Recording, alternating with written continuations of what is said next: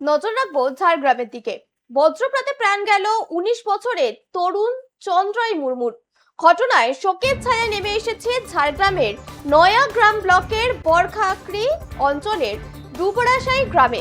জানা গিয়েছে, গতকাল সন্ধ্যায় দাদুর সঙ্গে জমিতে গিয়েছিল চন্দ্রাই। সেই সময় আচমকা বজ্রপাত হলে গুরুতর আহত হয় সে।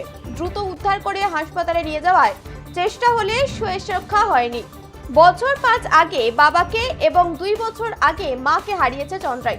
ছোট ভাইকে নিয়ে জেঠু জেঠিমার কাছেই বড় হচ্ছিল সে।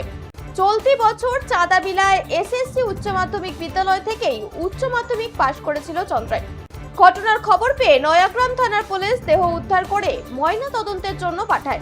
বজ্রপাতের সময় খোলা মাঠে সতর্ক থাকার আবেদন জানিয়েছে প্রশাসন। আপনাদের আবারও একবার জানিয়ে রাখি, বজ্রপাতে প্রাণ গেল ১৯ বছরের তরুণ চন্দ্রাই মুর্মুর।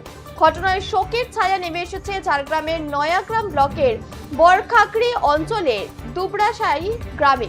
জানা গিয়েছে, গতকাল সন্ধ্যায় দাদুর সঙ্গে জমিতে গিয়েছিল চন্দ্রাই, আর সেই সময় আচমকাই বজ্রপাত হলে গুরুতর আহত হয় সে। দ্রুত উদ্ধার করে হাসপাতালে নিয়ে যাওয়ার চেষ্টা হলেও শেষ রক্ষা হয়নি। বছর ৫ আগে বাবাকে এবং ২ বছর আগে মাকে হারিয়েছিল চন্দ্রাই। ছোট ভাইকে নিয়ে জেঠু জেঠিমার কাছেই বড় হচ্ছিল সে। চলতি বছর চাঁদাবিলা এসএসসি উচ্চ মাধ্যমিক বিদ্যালয় থেকেই উচ্চ মাধ্যমিক পাশ করেছিল চন্দ্রাই। ঘটনার খবর পেয়ে নয়াগ্রাম থানার পুলিশ দেহ উদ্ধার করে ময়না তদন্তের জন্য পাঠায়। বজ্রপাতের সময় খোলা মাঠে থাকার সতর্কতা জানিয়েছে পুলিশ প্রশাসন।